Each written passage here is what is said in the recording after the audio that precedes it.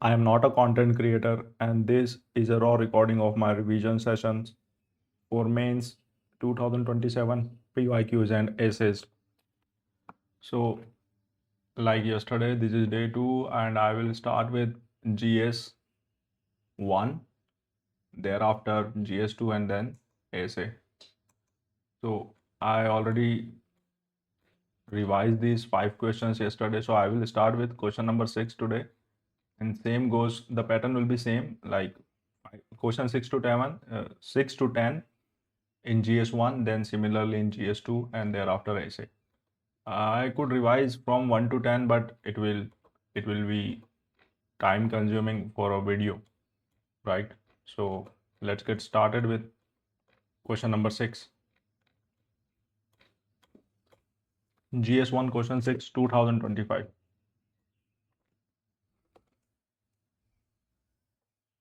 Explain briefly the ecological and economic benefits of solar energy generation in India with suitable examples. With over 300 sunny days annually, solar energy generation is central to India's energy transition, driving both environmental sustainability and long-term economic resilience. Ecological benefits. Carbon mitigation substantially reduces greenhouse gas emissions, helping India meet its NDC target of 50% non-fossil fuel cumulative electric capacity. Resource conservation. Being a clean source, it conserves billions of gallons of water otherwise consumed in thermal power cooling. Example, the Badla solar park, which is in Rajasthan, mitigates carbon emission equivalent to planting millions of trees. Economic benefits. Import substitution decreases fiscal burden by reducing costly coal and oil imports, strengthening macroeconomic stability. Job creation and rural upliftment generates green collar jobs in manufacturing, installation, and maintenance. Example, the PM Kusum scheme solarizes agricultural pumps, de-risking farming cost and creating secondary income through grid selling. Solar energy transcends mere power generation. It acts as a dual pillar for ecological preservation and economic self-reliance. I would like to tell you that yesterday I said in my video that I am not here to explain these questions, right? I'm here to read this question and revise it. If you listen to these, it will definitely increase your information bank, but it is not a class, right? It is for my personal revision, and that is why I'm just reading it. You might feel like he is just reading the question and answers, right? But this is what I am here for. This is not a class, not a lecture. I am not going to explain this or tell you what it is or tell you how to write it. But this is solely for revision, right? So if you feel anything bad, you might do whatever you want, but I will not gonna explain things. I told it yesterday as well. Next question. What are tsunamis? But even if you listen to all this, it will definitely gonna benefit you. It is not like, look, if you sit ideal, आप कुछ बैठे रहोगे कुछ नहीं करोगे, उससे तो बेहतर है अगर सुनोगे तो कुछ फायदा ही होगा आपको. What are tsunamis? How and where are they formed? What are their consequences? Explain with examples. A tsunami is a series of high-energy, long-wavelength ocean waves generated by the sudden large-scale vertical displacement of the water column. Formation, how it is formed and where it is formed. So, primarily triggered by undersea megathrust earthquakes, marine volcanic eruptions, or submarine landslides that abruptly deform the seafloor. As waves approach shallow coast, shoaling collapses their speed but exponentially amplifies their height. Mostly formed along convergent tectonic plate boundaries, predominantly inside the Pacific Ring of Fire and the Sunda Trench region. Consequences: loss of life and habitat, immediate catastrophic mortality and destruction of coastal infrastructure. Example, like in 2004 Indian Ocean tsunami, it killed over 230,000 people across 14 nations, including India. Ecological and economic ruin, salinization of agricultural aquifers, destruction of coral reefs, and crippling of coastal fishing economies. Like in 2011, Fukushima tsunami triggered catastrophic nuclear meltdowns. Mitigating tsunami risk require robust real-time deep ocean detection system, coupled with bioshielding coastal mangrove plantations. How does Smart City in India addresses the issue of urban poverty and distributive justice? The Smart Cities mission aims to transform urban spaces through technology, structural inclusivity, and institutional reforms to tackle poverty and advance spatial distributive justice. Addressing urban poverty and distributive justice. Inclusive, inclusive slum redevelopment promotes in situ slum redevelopment under the Smart City framework to provide affordable, dignified housing equipped with basic civic amenities. Digital democratic dividends. Integrated command and control centers. Optimize resource distribution. Open access public Wi-Fi networks bridge the digital divide for marginalized citizens. Accessible public infrastructure.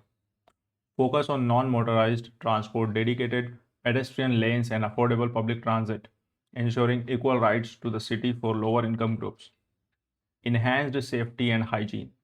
Smart waste management and street surveillance networks drastically improve living conditions and security in historically neglected, crime-prone urban peripheries. By embedding equity within technology, smart cities can shift from elite enclaves to egalitarian spaces, fulfilling the SDG 11 Sustainable Development Goals 11 Goal of Sustainable Inclusive Cities. SDG is the like a acronym of Sustainable Development Goals.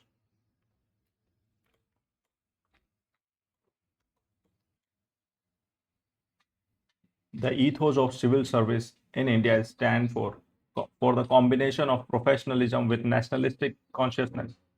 Elucidate. There is some construction going on near my house, so there might be some noise. Okay, let's continue. As the steel frame of India, the civil services seamlessly synthesize meritocratic bureaucratic professionalism with a deep constitutional nationalistic consciousness to drive nation building. Synthesis of professionalism and nationalistic consciousness. Professional expert characterized by technocratic competence, political neutrality, rule-bound efficiency, and objective institutional decision making. Nationalistic consciousness, rooted in the preamble's values, it transcends narrow, parochial, regional, or linguistic divides, ensuring the sovereignty and territorial integrity of India. Welfare orientation. Professional tools like data analytics and DBT are deployed with a nationalistic duty, kartavya, to achieve inclusive growth targeting the poorest citizen. Antyodaya. Crisis resilience, evidenced during pandemics or cross-border crises, where administrative agility combines with patriotic devotion to safeguard national interest. The ongoing mission Karma Yogi reform precisely aims to nurture this dual identity, transforming civil servants into citizen-centric, professionally competent custodians of national progress. Question 10. Do you think that globalization results in only an aggressive consumer culture? Justify your answer. While globalization has undeniably accelerated a hyper-commodified, aggressive consumer culture, it is reductionist to view it as a one-dimensional force. as it simultaneously fosters profound cultural synthesis and universal human solidarity. Arguments for aggressive consumer culture: homogenization, McDonaldization, promotes a Western corporate driven materialistic lifestyle, leading to competitive consumerism and the erosion of indigenous minimalist tradition, traditions. Commodifications. Commodification elevates luxury brands into status symbol, escalating socio-economic anxieties and unsustainable habits. Throwaway habits. The counter perspective beyond consumerism. Globalization. Global trends blend dynamically with local traditions, preserving local identities. Example, Bollywood's global reach, Indian Ayurveda popularity.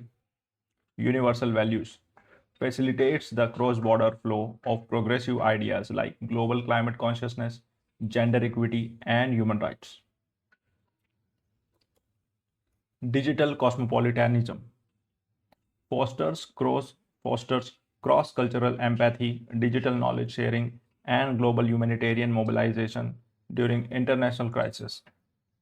Globalization is a double-edged sword. While it risks commercializing cultural, it concurrently empowers nations to build an interconnected, pluralistic, and global conscious society. So I'm done with the 5 questions of GS1, and I will jump onto GS2 now. I already finished 5 questions, like total 10 questions of GS1. This is how I revise slowly and steadily. It is better to do like five questions of each subject rather than eating all the 20 questions at once. It will cover 2 papers.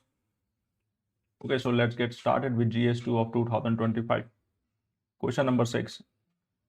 Women's social capital complements.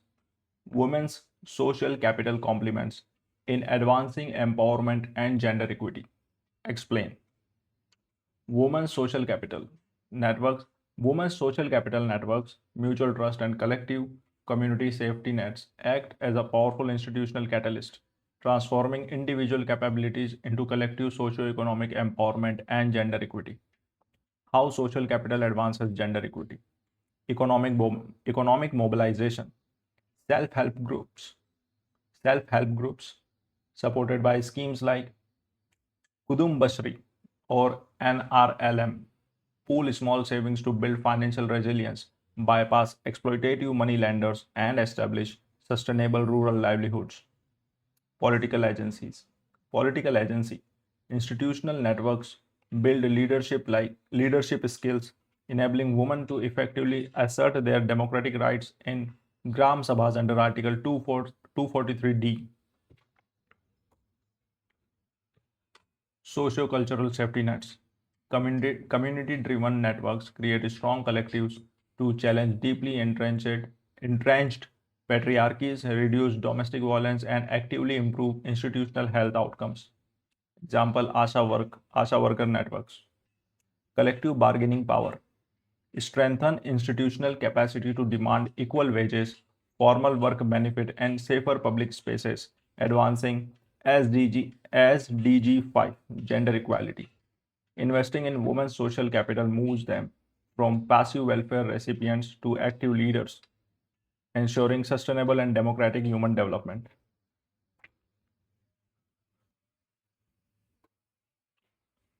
Question number 7. E-governance projects have a built-in bias towards technology and back-end integration than user-centric design. Examine. While e-governance aims to modernize public service delivery, projects frequently suffer from a structural imbalance, prioritizing sophisticated back-end architecture and digital database over accessible user-centric frontlines interfaces. Now, this is the flow diagram. It is just for understanding. So, back-end biases, database servers, API integration versus port-end barrier, digital illiteracy, complex UIs, and all language gaps. So examination of the built-in biases. Built-in bias, back-end over front-end obsession. Back-end over front-end obsession. Major state initiatives focus heavily on cloud infrastructure, data centers, and cross-departmental API integration while neglecting end user simplicity. The digital divide failure. Complex user interfaces assume high digital literacy, inadvertently excluding vulnerable population. This converts administrative access into a hurdle for those who lack private hardware or stable connection. Language and accessibility gaps. Portals rely heavily on technical jargon and lack comprehensive regional language integration or assistive designs for citizens with disabilities. Neglecting human intermediation. Heavy automation often completely cuts off necessary human grievance redressal loops when automated system glitch. As recommended by the second ARC, e-governance must shift towards human-centric designs to prevent digital governance from causing systemic administrative exclusion. Question 8. Civil society organizations are often perceived as being anti-state actors than non-state actors. Do you agree? Justify. Civil society organizations are occasionally viewed with suspicion as disruptive anti-state entities. However, this perspective conflates democratic accountability with subversion. CSOs function fundamentally as crucial constructive non-state actors, justifying the role of CSOs. Preserving democratic accountability. CSOs challenge arbitrary state actions and defend civil liberties. This friction is not anti-state, it is an essential democratic check that protects the fundamental rights guaranteed under Article 19. Bridging policy inefficiencies. Far from disrupting governance, organizations like Mazdoor Kisan Shakti Sangathan drove transformative changes like the RTI Act, enhancing administrative transparency. Silent partners in service delivery. CSOs routinely collaborate with government machineries to operationalize massive public welfare programs, fill grassroots implementation on gaps, and provide vital disaster relief assistance. Empowering marginalized communities.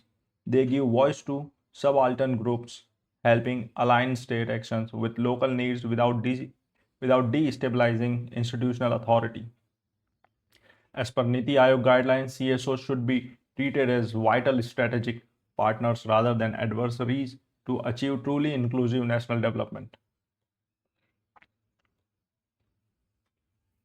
India Africa Digital Partnership is achieving mutual respect, co-development, and long-term institutional partnerships. Elaborate. The India-Africa Digital Partnerships. The India-Africa Digital Partnership represents a model of South-South cooperation, shifting away from resource extractive strategies toward technology-driven capacity building, structural co-development, and mutual diplomatic respect. Elaborating on strategic pillars. Mutual respect through digital public infrastructure. India shares its open source scalable digital stack like Aadhaar and UPI templates without imposing conditionalities, respecting Africa's technological sovereignty. Co-development of solution. Collaboration focuses on local priorities. Joint digital initiatives in fintech, agri-tech, and mobile healthcare help African nations deploy customized tech ecosystems that fit their local market constraints. Long-term institutional capacity. Projects like the E-Vidya Bharati and E-Arogya Bharati networks connect African students and medical professionals with premier Indian academic and medical institutions for virtual education and telemedicine. By prioritizing human capital, India's digital engagement establishes a sustainable democratic framework that positions the global south as an active driver of global technological growth. With the waning of globalization, post Cold War, with the waning of globalization, post Cold War world is becoming a site of sovereign nationalism. Elucidate. The post-Cold War promise of borderless hyperglobalization is facing structural headwinds as geopolitical shifts drive a distinct global return to sovereign nationalism, economic protectionism, and strategic self-reliance. Elucidating the rise of sovereign nationalism. Economic protectionism. Global supply chain disruptions have pushed nations to retreat from multilateral trade consensus. Countries are shifting towards reshoring and state-subsidized industrial policies. Example, Atmanirbhar Bharat, US CHIPS Act. Weaponization of interdependence. The strategic use of sanctions, trade blockades, and technology control has forced states to prioritize national security and resource sovereignty over economic integration. Border controls and weaponized migration. Hardening geopolitical borders and rising anti-immigration policies underscore a strong reassertion of territorial sovereignty, weakening of multilateral institutions. The paralysis within bodies like the WTO and United Nations Security Council showcases a broad global shift toward minilateralism and transactional bilateral diplomacy. While globalization has not fully disappeared, it has altered structurally. The modern world order increasingly balances global market links with defensive, state centric sovereign nationalism. So, these are the 10 questions from GS 1 and 2 combined. Now, let's jump onto the essay. Because it is an essay. So, what is my strategy to go through one essay for 6 days and write it on the seventh day? So that is why I'm still continuing reading the same essay which I read yesterday. This is how you will build the information bank in your mind, by repeating things again and again without getting bored. Truth knows no color. In the legal annals of ancient Athens, the drying ground of the Areopagus hosted trials under the bare open sky. The judges sat in absolute silence, deliberately shielded from the theatricality, socio-economic statures, and political affiliations of the accused. The architecture of justice sought a singular, transcendental ideal to strip reality of its secondary superficial characteristics so that the bare, unvarnished truth could reveal itself. The core of this ancient practice highlights a timeless truth that genuine truth is inherently colorblind. It does not alter its structural nature based on the varying use of human prejudice, political convenience, cultural variations, or ideological alignments. To declare that truth knows no color is to recognize that objective reality stands completely independent of the subjective lenses through which humanity continuously tries to filter, manipulate, and fragment it. Yet contemporary global society exists in an era of deep fragmentation, marked by structural post-truth realities, hyperpolarized echo chambers, and the weaponization of customized identities. In this environment, the pristine, colorless nature of truth is constantly threatened by political spin, cultural biases, and ideological colorings. Society increasingly encounters a fractured spectrum: my truth versus your truth, red truth versus blue truth, and nationalistic narratives clashing with universal realities. This fragmentation creates a profound human dilemma. When truth is forced to take on a color, it ceases to be truth and degrades into propaganda, prejudice, or selective perception. Therefore, it is essential to re examine the objective core of truth. We must trace how human history, philosophy, politics, economics, and science have either either preserved its colorless purity or suffered deeply by trying to dye it in the contemporary colors of opportunistic convenience. The philosophical and ontological core. You need not to write all these headings and flowcharts, but because it is for understanding and I'm in practice, so that is why I go with these headings and all. But in real essay, you need not to give those headings or any flowchart like that. It should be in flow, like a pure text. To understand why truth knows no color, we must first examine its basic philosophical definition. In classical epistemology, truth is defined by the correspondence theory, which states that a proposition is true if it matches an objective independent reality. When the ancient Indian sages declared in the Rig Veda, Ekam Sat Vipra Bahudha Vadanti, truth is one, though the wise speak of it variedly. They were not suggesting that truth changes its nature. Rather, they were pointing out that while human interpretation can be colorful and varied, the underlying truth remains unified and uncolored. The colors belong entirely to the human observer's eye, not to the object being observed. This idea is beautifully illustrated by Plato's famous allegory of the cave. The prisoners chained inside the cave perceive the shifting, colorful shadows thrown upon the wall as the absolute truth. These shadows represent the distorted colors of societal convention, unexamined opinions, and sensory illusion.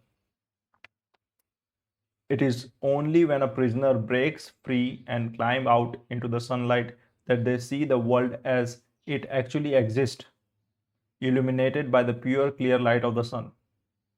The sun does not color the landscape. It reveals things exactly as they are. In the same way, the pursuit of truth requires a conscious effort to look past the superficial colors of immediate perception to discover the objective principles underneath.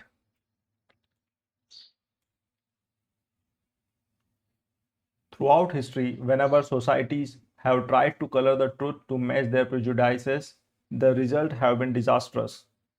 Totalitarian regimes throughout the 20th century provided clear warnings of this danger. In the Soviet Union, the state rejected traditional genetics because it did not align with communist ideology. Instead, they embraced proletarian science led by Trofim Linsko. This politically colored version of biological this political this politically colored version of biology ignored objective reality, resulting in terrible agricultural failures and widespread famine that cost millions of lives. My glasses are not with me as of now. That is why I cannot see it properly. The state tried to force biology to follow a specific ideological color, but nature refused to comply, showing that objective truth cannot be banned by political willpower. Similarly, the dark history of colonialism shows how powerful nations colored truth to justify global exploitation. European empires created the pseudo scientific theory of scientific racism using distorted biological narratives to claim that white Europeans were naturally superior to other races. This colored truth was used to justify the theft of resources and the subjugation of millions across Asia, Africa, and the Americas. By the time the world recognized this narrative as a self serving lie, centuries of exploitation had already occurred. History shows that whenever truth is dyed in the color of human arrogance or greed, it leads directly to institutional oppression, and human suffering. In modern democratic governance, the principle that truth knows no color is built directly into legal framework. The universal symbol of justice, a blindfolded woman holding a pair of scales, captures this idea perfectly. The blindfold is not a sign of ignorance. It represents a commitment to objectivity. It means justice must not see the race, caste, gender, economic status, or political power of those who come before the court. The law must look past these superficial colors to evaluate the core facts of the case impartially. In the Indian constitutional framework, this principle is anchored in Article 14, which guarantees equality before the law and equal protection of the laws. The Supreme Court of India has consistently protected this colorless standard of truth in landmark judgments. For example, in the state of Karnataka versus Selvi 2010, the court ruled that forcing individuals to undergo narco analysis or polygraph test violates Article 20, Clause 3, protection against self incrimination, and the right to privacy under Article 21. The judiciary emphasized that the search for truth must never use methods that violate human dignity or distort justice, reinforcing that the legal discovery of truth must remain fair, objective, and untainted by administrative overreach.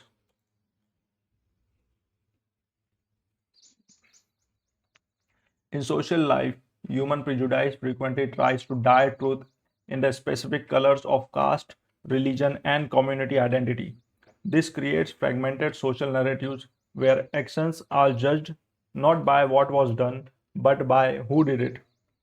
This tribal thinking distorts this tribal thinking distorts social justice, creating double standards where the exact same action is praised when done by one's own group but condemned when done by an outsider.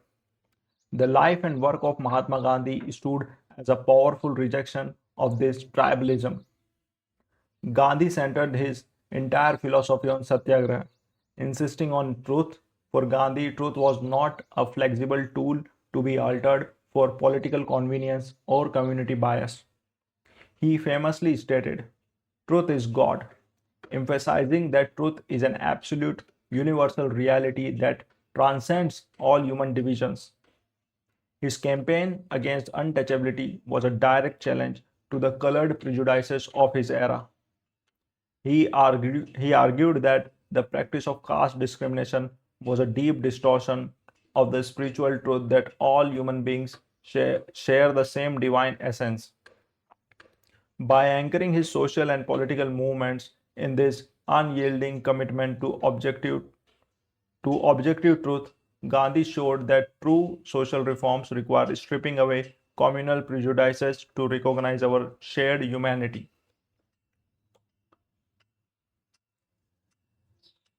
The worlds of science and economics provide clear proof that truth exists independent of human opinion. A mathematical equation or a chemical reaction does not change its behavior based on the identity of the person studying it. The law of physics operate exactly the same way in New Delhi, New York, or Nairobi. When Galileo Galilei looked through his telescope and discovered evidence supporting the heliocentric model, his findings directly challenged the colored religious doctrines of the 17th century church. The church forced him to recant and placed him under house arrest, trying to suppress his discovery. Yet their actions could not alter the orbit of the earth.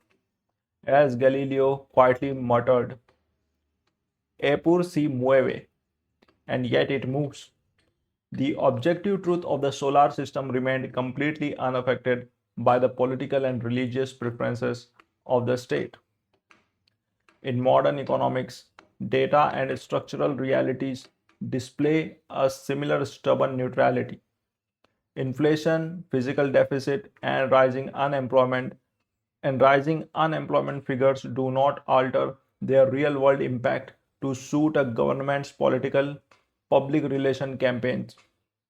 The Economic Survey of India consistently emphasizes that sustainable development requires looking at economic facts clearly and objectively.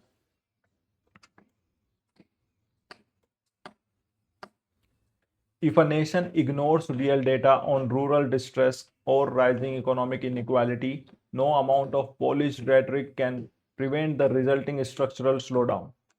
Market forces and economic realities eventually expose any attempt to color the data proving that long-term prosperity can only be built on a foundation of unvarnished economic facts.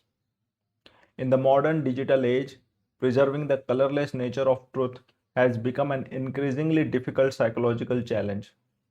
The rise of social media algorithms has created powerful echo chambers that cater directly to our cognitive biases.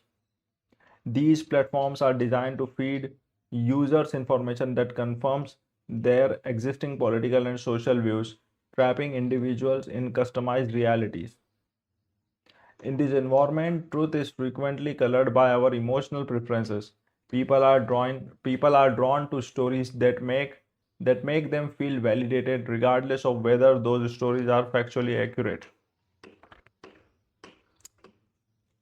This psychological vulnerability has fueled the post-truth era, where objective facts carry less weight in shaping public opinion than appeals to emotion and personal beliefs.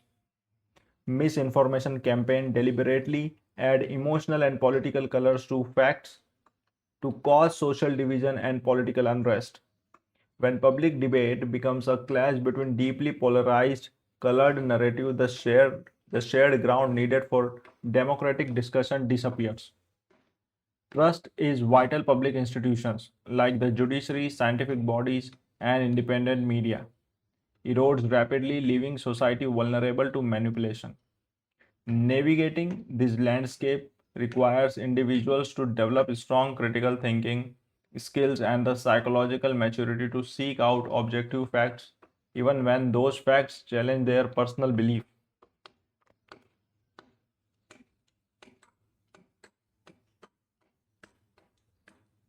In international relations, the search for truth is constantly complicated by national self interest and geopolitical rivalries.